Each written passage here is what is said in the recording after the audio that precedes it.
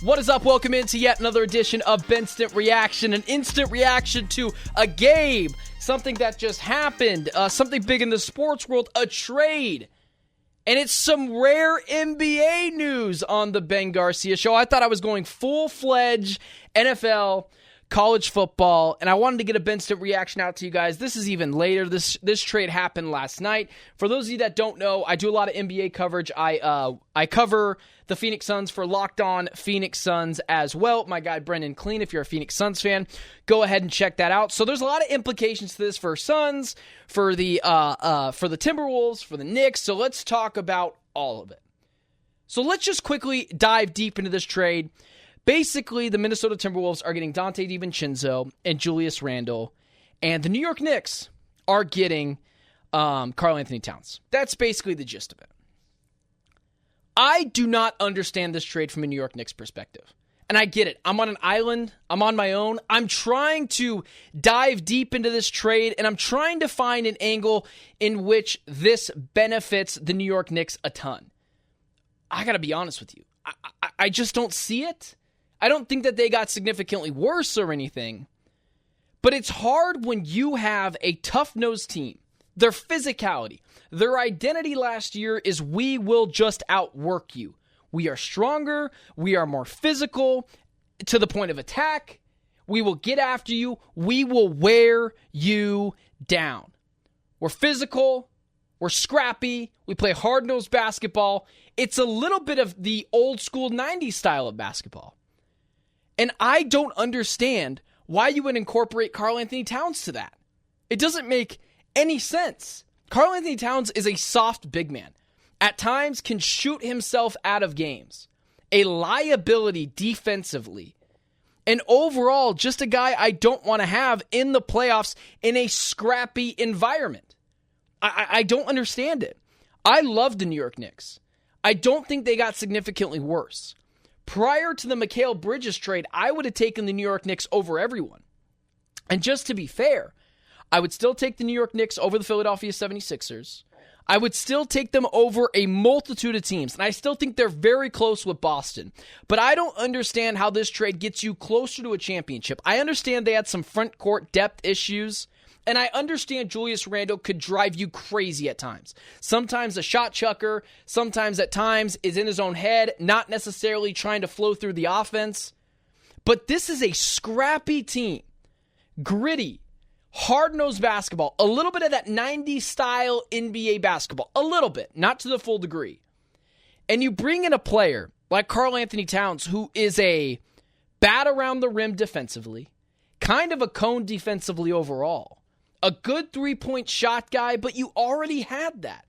Jalen Brunson could hit a three. OG Anunoby could hit a three. To the point, Donte DiVincenzo could hit a three. Mikal Bridges, good three-point shooter. And you get rid of two guys who help make you deep, and you add in a guy like Karl Anthony-Towns. I don't think the Tibbs, Karl Anthony-Towns thing is going to work as well as New York Knicks fans think it's going to. Tom Thibodeau is a play every game, a grit you down to the bone, hard-nosed, tough style of basketball, one of the more hard bleep coaches in the NBA, and adding Karl Anthony-Towns to that, I don't see the chemistry connection here for both teams. Karl Anthony-Towns as well adds another element to them scoring the basketball, and outside of Jalen Brunson, that was kind of an issue at times. But still, Josh Hart, Donte DiVincenzo, Mikal Bridges, you had guys, and OG Anunoby. You had guys who could score the basketball. I think this team thought that they were getting a real second-tier weapon. And Jalen Brunson does need that. But it feels like a great value version of Joel Embiid that you're adding to this team. I just don't understand the chemistry. Maybe that will change close to the season. Maybe that will change as I continue to dissect this team. I'm rooting for the Nova Knicks. I love this team. They are incredibly likable. Absolutely the most likable team in the NBA. But I don't understand, although he could drive you crazy, and I totally get this, New York Knicks fans, although Julius Randle can drive you crazy at times, he did fit the identity of the New York Knicks. He was physical. He would not get pushed around, kind of a tough guy, and very similar to the Donte DiVincenzo side of things. And then you add in a guy who's kind of seen as soft, not very good defensively, sure a big man, but doesn't really hang out around the rim, more of a stretch five than anything. And you add that to the lineup of the New York Knicks. I just don't get it. Speaking of not getting it, the Minnesota Timberwolves. This was clearly a salary dump situation. It's where I'm going to harp on ownership once again. It's where if you're a Suns fan, like myself, you have Matt Ishbia, he's just printing money. He will spend it, and he doesn't give a bleep about anything else. Doesn't care about how much money he loses. This dude's a billionaire. He'll spend and spend and spend. That's not what it is for the Minnesota Timberwolves. I would be so upset if I was a Timberwolves fan. Karl Anthony-Towns, although at times a little soft like I had mentioned before, they clearly were salary dumping him.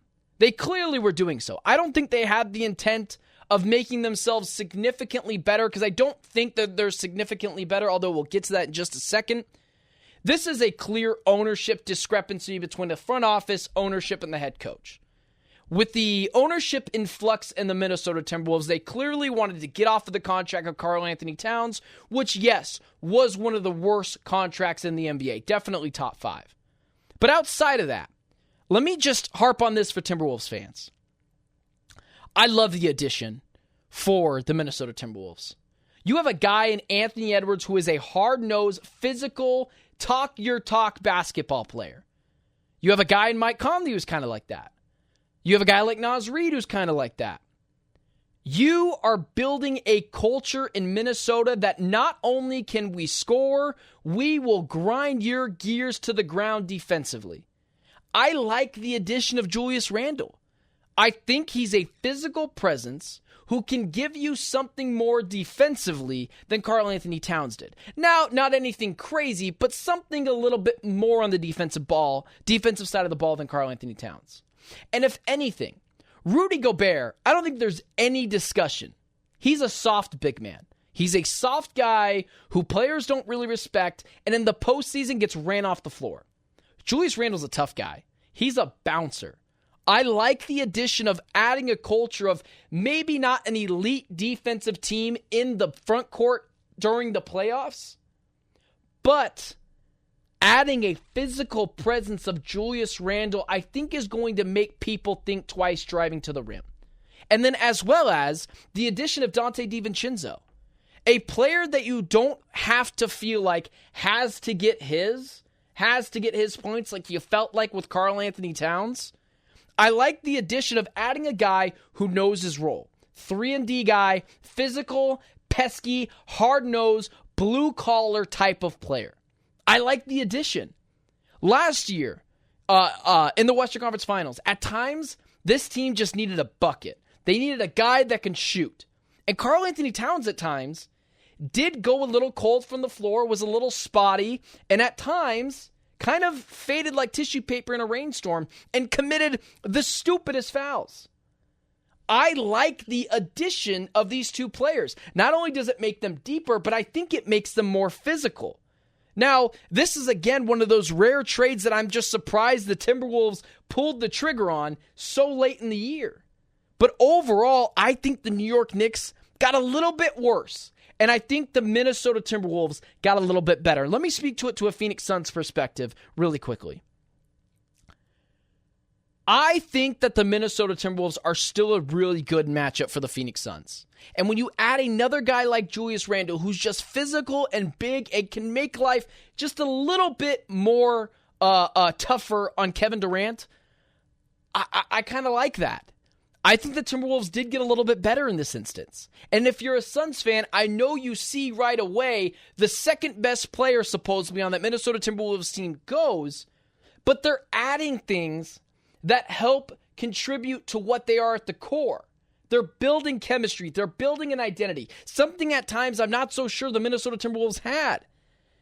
And the Phoenix Suns, who, yes, did get deep this offseason, did get deeper this offseason, the Minnesota Timberwolves are now still the more deeper team. They lost Kyle Anderson. They are able to add in Donte DiVincenzo and Julius Randle. I really like the move for the Minnesota Timberwolves. If I'm a Suns fan, I'm not thrilled with this because you were able to expose the defensive deficiencies of Karl Anthony-Towns and kind of have two soft big men in the middle. And although Julius Randle's not the best defensive guy, I still think he still adds a bit of physicality to that team. So either way, if you're a Knicks fan, I'm kind of scratching my head. If I'm a Timberwolves fan, I'm furious that this is clearly a salary dump move and ownership in flux and not willing to put their money where their mouth is.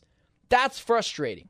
But you can still lean your head on the fact that they did get a little bit deeper and a little bit more physical and added some shooting to this team to where you don't feel like it's someone like Karl Anthony-Towns where you felt like if he wasn't getting his, he might not be happy. That's not Donte DiVincenzo.